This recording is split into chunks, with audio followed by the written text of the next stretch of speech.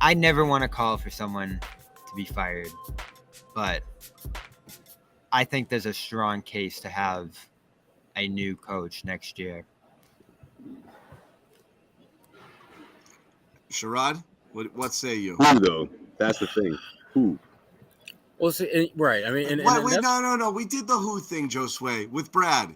The who doesn't matter. Well, when no. When you're done, you're done. Situation, though. 7 years that's no one's gonna listen to this guy anymore. I don't know if Joe's quite there, but the who doesn't matter. Here's the thing. Determined he's no good.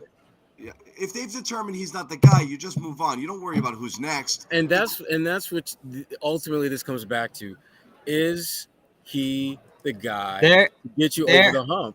There are 3 jobs open right now: the Raptors, the Pistons, and the Suns. Monty Williams is not going to the Pistons, and I don't think he's going to the Raptors.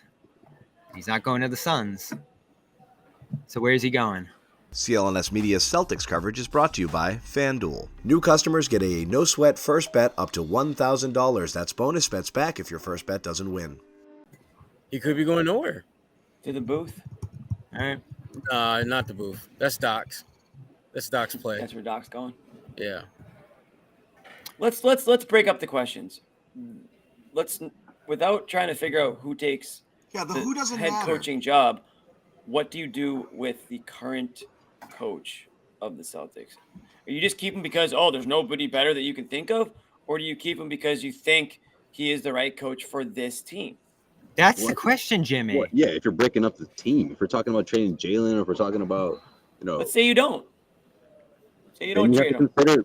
You'd have to consider bringing him back. Let's break it down like this.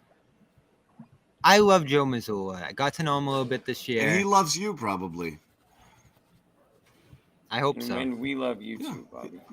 He loves everyone. I think he has enormous potential in this league. Let's just assume we all love everybody here, but go on. So I think he has enormous potential. I think a lot of his philosophies make a lot of sense and help this team in many ways this year.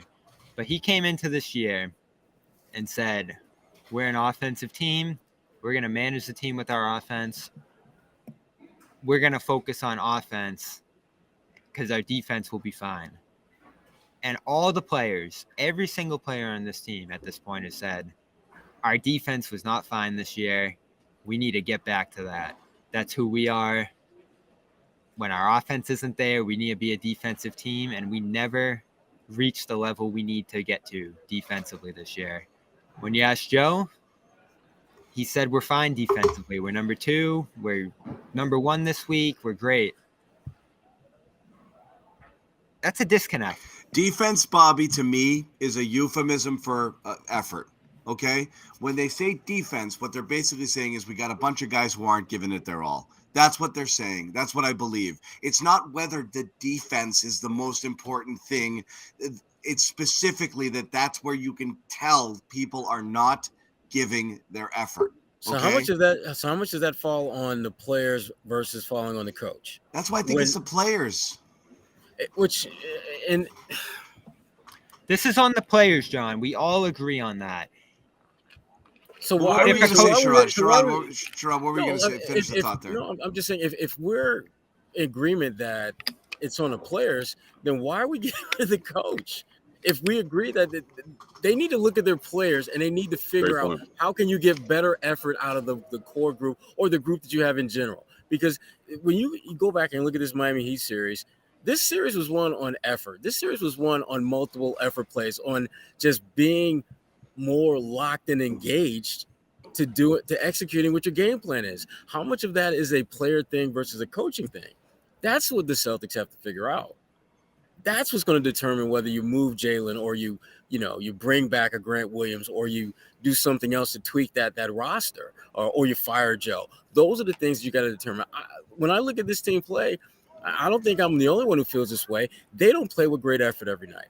They don't play with consistently elite effort every night. And when you don't do that, you open yourself up to getting your ass whipped.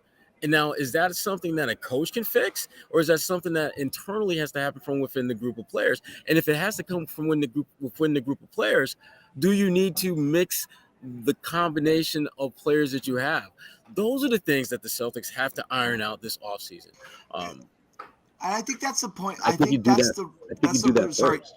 Sorry, just No, that's go the ahead. root of the chemistry issues. That's all I wanted to say is Yeah. if there are chemistry issues, it's because when one guy's trying and another guy isn't, you're just kind of like, man, like it's a drag to see it.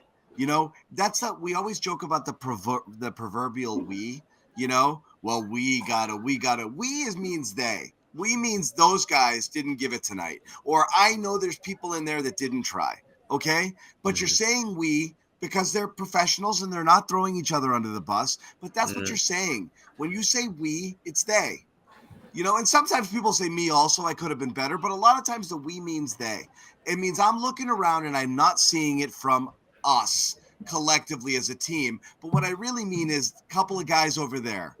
And they're not doing it. And it's driving me friggin' nuts. And we failed again as a result of it. And that's the root of chemistry problems when you don't know if everybody's in it. Or as committed Even the to offense. as committed to the process as you are, then it gets frustrating. Because if even one guy's doing his own thing or not locked in or not focused, it screws up the whole thing. Everything. And they see it happen time and again, and that's where the issues are. It's not like they don't like each other. It's that they're consistently seeing each other fail one another. And They not get consistently, tired. too often. And after a while, it's like, oh, man, it just gets it's just a drag. Particularly, the repeated mistakes. We talked about that a lot through this year. Why aren't they learning from the continuous mistakes? Is there not a level of communication? Is there not a level of accountability? Is there just an apathy to it happening over and over again? Bobby, Joe Sway, sorry, I jumped in on you. Well, no, I was What were going you to say. Yeah. I'm going to respond to Bobby right now. Look at the way they won game 6. I mean, you think they look at that as like luck? I mean, there's a lot of luck in that, like there's been so many games like that where, the last 5 minutes or so could have been anyone's game, or they came up short and trying to stop a team and all of a sudden they had a 7-point lead that disappeared, like I just feel like that cushion of we're going to bounce back because we just did it, we just did it for three games in a row, so we're going to come in and do the same thing. I mean, that's just the kind of mentality that I feel like it's a false sense of like we're always gonna solve issues like that. You know what I mean? Like there's no steady.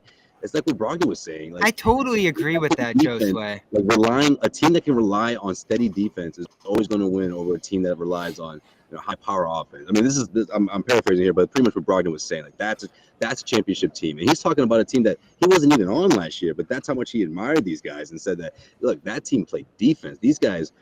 This is a completely different team compared to what they were last year, and it's just interesting for hear Brogdon say that as someone who wasn't a part of that team last season. Bobby, did you take that as a dig at Joe when Brogdon said? I did. I didn't hear Brogdon's comments. I wasn't in there for them. Yeah, well, some people here did, but yeah.